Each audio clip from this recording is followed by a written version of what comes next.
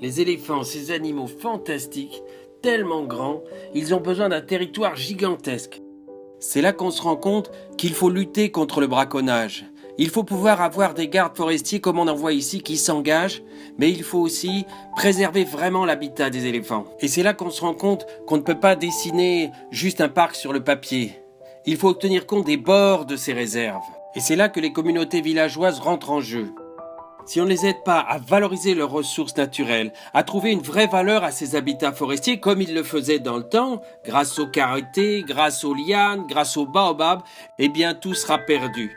Il faut qu'on travaille avec les villageois, que ça devienne des vrais partenaires de la conservation. La solution pour ça, elle est simple, c'est la valorisation des ressources naturelles.